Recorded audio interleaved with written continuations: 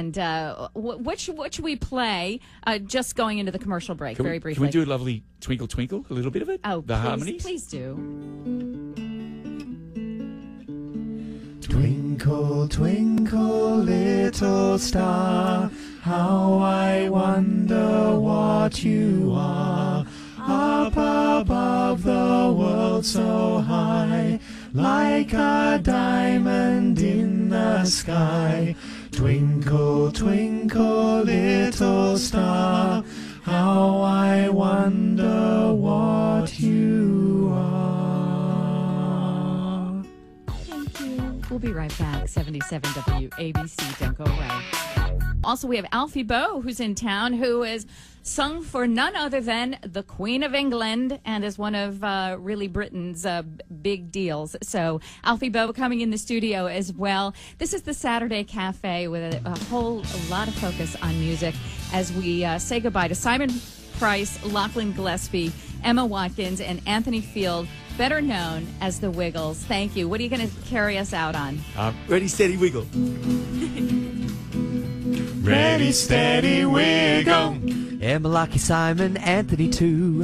Ready, steady, wiggle. You can jump like a kangaroo. Boing. Ready, steady, wiggle. There's Dorothy, Wags, and Henry too. Ready, steady, wiggle. And Captain Feathersword. Woohoo! You ready? Here we go. Wiggle, wiggle, wiggle, wiggle, wiggle, wiggle, wiggle, wiggle, wiggle, wiggle, wiggle, wiggle, woo. Yeah, WABC. Thank you. Much love, you guys. The Wiggles, everybody. In October, the 1st, 4th, and 5th, and all the very best. Have a beautiful tour. God bless. Thanks a lot. Thank you very much.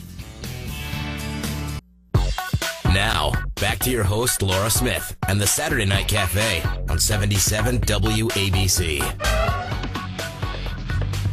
Dreams were lightning, thunder were desire.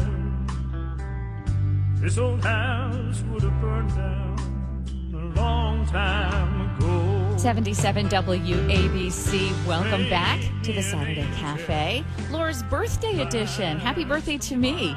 I thought it only appropriate that I gift myself with the gift of music for tonight's program. And it's an embarrassment of riches, actually. The joy tonight that I feel like I'm sharing with you as well between H, who is young, up and coming, and performing at the Gershwin Hotel next week on the 22nd, actually, Thursday night, 8 to 10. We've started off the show with her, and then we also heard from the Wiggles. If you have kids or grandkids or about to become a grandparent or a parent, the Wiggles are going to be your go-to CDs for many years while you raise your kids. But now we switch hats to something rather royal. And I'm, saying that sort of facetiously, but however, I'm really kind of taken aback by the fact that I have an artist in-house now who is a favorite, not only in England and around the world, but to the Queen herself and the Prince of Wales. So without further ado, Alfie Boe. How you doing? Oh, my gosh. This is unbelievable. So here you are, performing for the Queen of England, and you're here with little old me on my birthday. How lucky do I get? Happy birthday. Do you want me to sing you happy birthday like the Wiggles did? Could you? There you go. I must. Okay. Happy birthday to you. Happy birthday to you. Happy birthday, dear Laura. Happy birthday to you. Okay, I'm going to cry. I have goosebumps. Thank you so much. Pleasure. I mean, how indulgent am I asking you to sing for me? I am really verklempt right now is the word. Alfie Boe, you have a new album out. It's called Storyteller at the Royal Albert Hall. Tell us Storyteller, I'm sorry, but there was a PBS concert special, which was Storyteller at the Royal Albert Hall. That's right. And I can't imagine what that must even be like for somebody from Britain to be singing in front of the Queen and the Prince of Wales and all. What is this like? As an artist, do you kind of pinch yourself and hope that you don't flub, or? No, I think it's a great honour but there's something that goes with it. I think for every UK artist who gets the opportunity to sing for the royal family, it's known as a command performance. They sort of command you to come and perform for them. Oh, so you don't have a choice. Well, no, you don't really, but it's not like you would say no. But so you have that attached to the performance, so you are nervous. Obviously, you set up yourself to do a good job, but the nerves kick in. But you have to add that element of regality to your performance and your frame of mind when you're going out to do it. It's a funny thing, really. Were you nervous? Yeah. Were you? I was, yeah. What did you sing for her? I sang O Sole Mio, a Neapolitan song, which then went into a rendition of It's Now or Never by Elvis, the Elvis version. Oh, my goodness. So I sort of broke out of the classical side of it and started swinging the hips and singing doing like an Elvis style song. And then we did, then I did, what was it? Somewhere from West Side Story. What a beautiful song that is. On the balcony of Buckingham Palace, which was pretty cool. Could you just sing just like one piece of Somewhere, that one beautiful just point that makes me cry every time I hear it? Which bit's that? Well, we'll find a new way of living. We'll find a new way of living. We'll find a way of forgiving somewhere.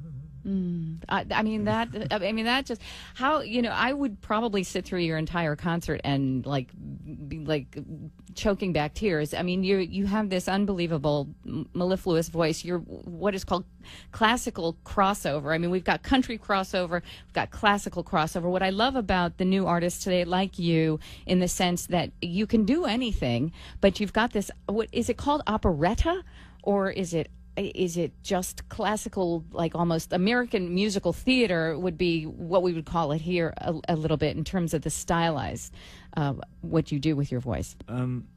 I don't do anything different with my voice than sing with the sound I've got. I don't sort of change it for the style of music I'm singing. I mean, what's your opinion of crossover? What does it mean to you?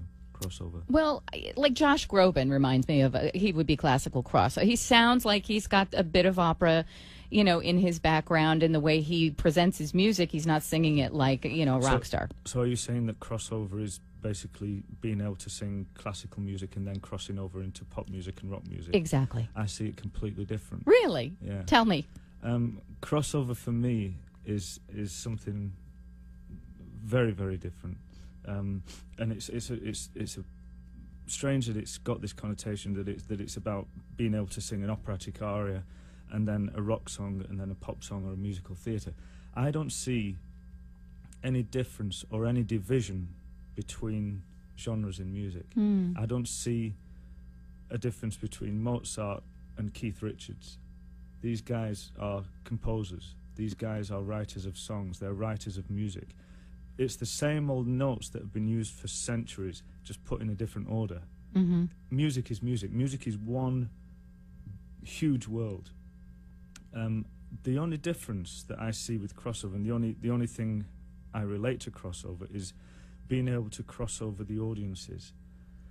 You get an audience who like classical music, and you get an audience who like rock music and pop music and musical theatre and jazz and blues and gospel and soul. All these different audiences who like different types of music, you have to mix them together. They're the people that you have to cross over to.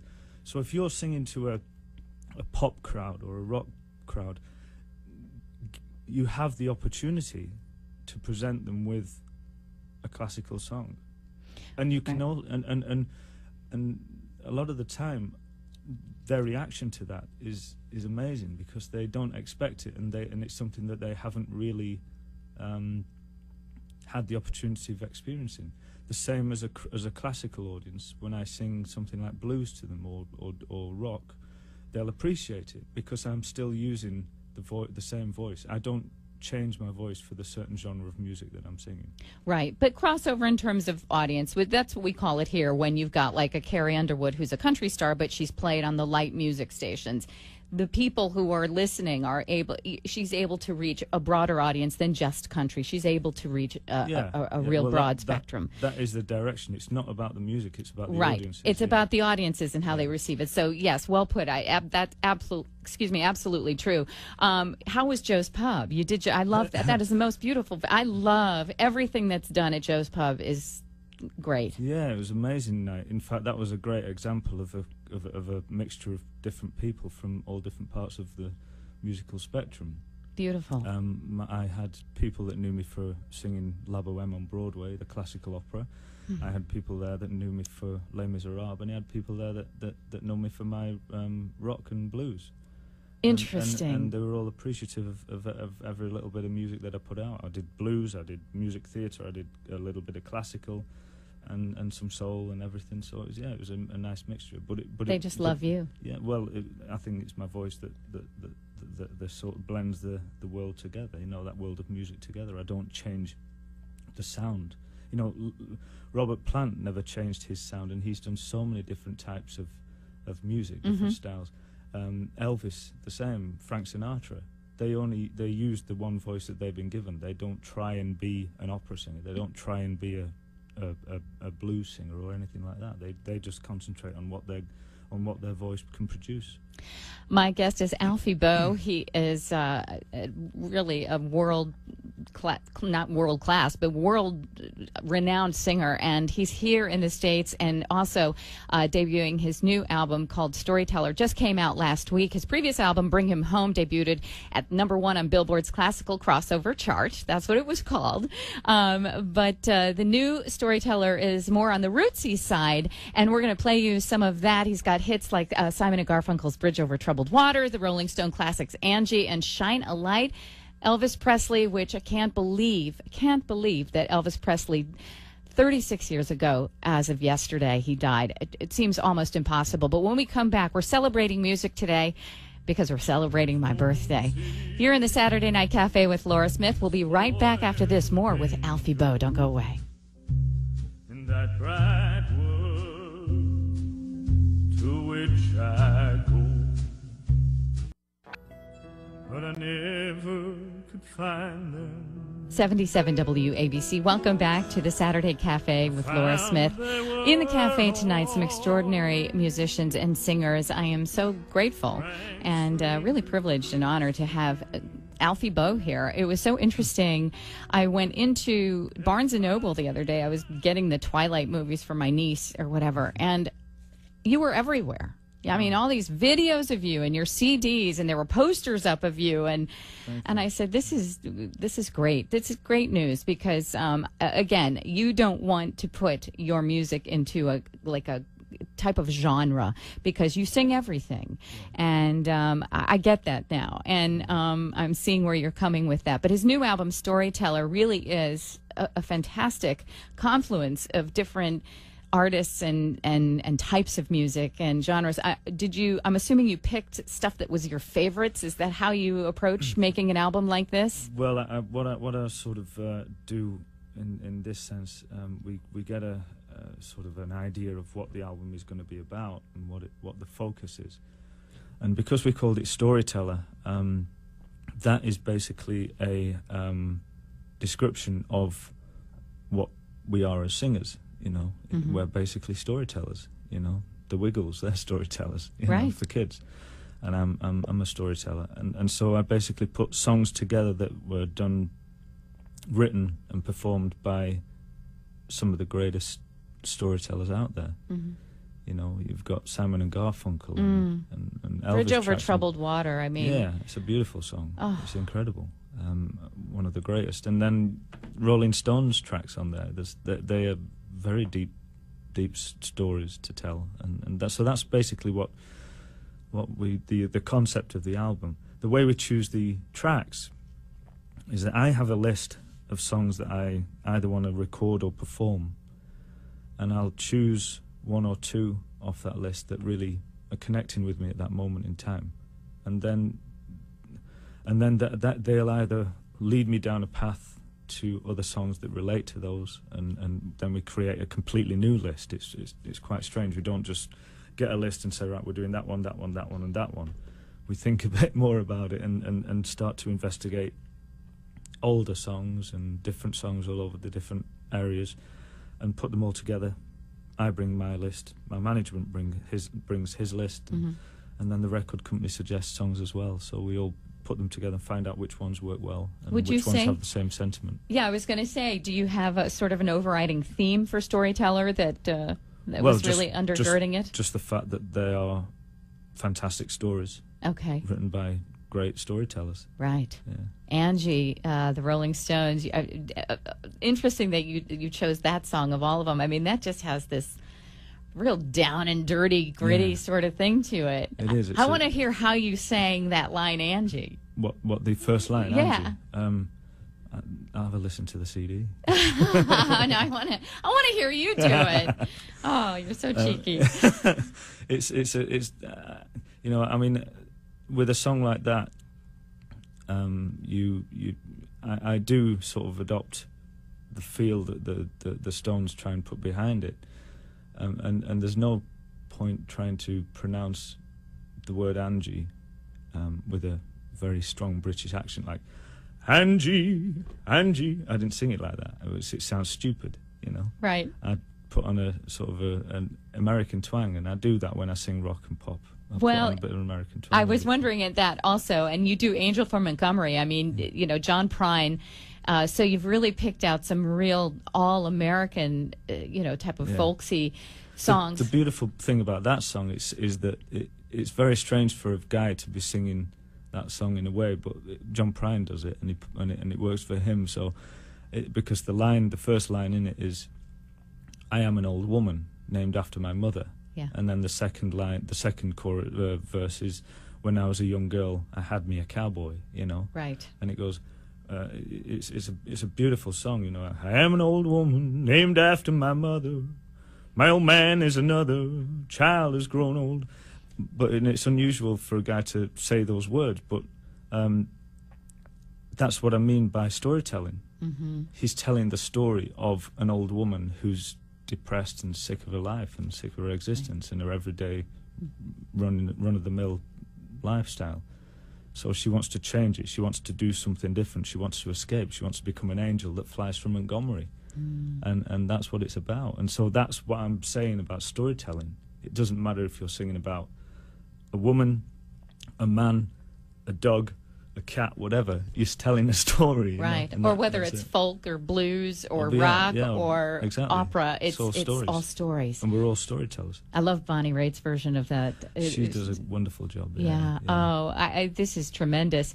And so once again, the album Storyteller just came out here for all of you who are going to probably run and buy this. It's just exquisite music by Alfie Boe. Where are you going after this? You've got big plans. Yeah, I go back to the UK this end of the weekend, and then I start work on my promotion tour for my new album that's released over in the UK, which will be over here shortly. Really? Soon. You know, and which one is that? This is a new album that I've been told not to talk about, but it's called Trust, and there's a lot of sort of Memphis-y type songs on there. Interesting that you gravitate towards that. Yeah. You know, you don't think of a British person really kind of, you know, getting the feel for that or being as interested in that, but it seems that you really love it. It's just that close connection with music. I mean, I trained as an opera singer, but it doesn't mean I don't like blues or jazz or pop or country. Absolutely. I mean, and it just so happens that that's where my voice is directing at the moment. You know, I mean, you say it's interesting that British people like that sort of music, but you know, the British bands that back in the 60s and the 70s that pioneered blues, you know, we did a lot of blues music. We brought, you know, you got Clapton, you had the Stones, you had the Beatles, you had people coming over and adopting American style music, but they learn it from people like Chuck Berry and the Johnny Johnson and people like that, and the older style blues artists. And we started our own sort of blues circuit, the British blues circuit. And I think it's not hard to really adopt You look a little like Eric Clapton Do I really? when he was younger. I wish I could play like him. I'll tell you. Unbelievable. Beautiful stuff. Well, I'm so grateful. Thank you for stopping by Pleasure. here and, that on my birthday, no less, to be able to be with you. But again, the album is Storyteller. His other album, Bring Him Home. And then we'll be looking forward to Trust, which only 85,000 people listening. We won't tell anybody. Okay. All right. Until you're allowed to tell everybody. You're in the Saturday Night Cafe with Laura Smith. We'll be right back after this. Don't go away. Hold on. I'm just going to press video. Okay, ready? It's recording. Twinkle, twinkle, little star, how I wonder what you are. Up above the world so high, like a diamond in the sky. Twinkle, twinkle, little star, how I wonder what you are. The big Andy? How I wonder what you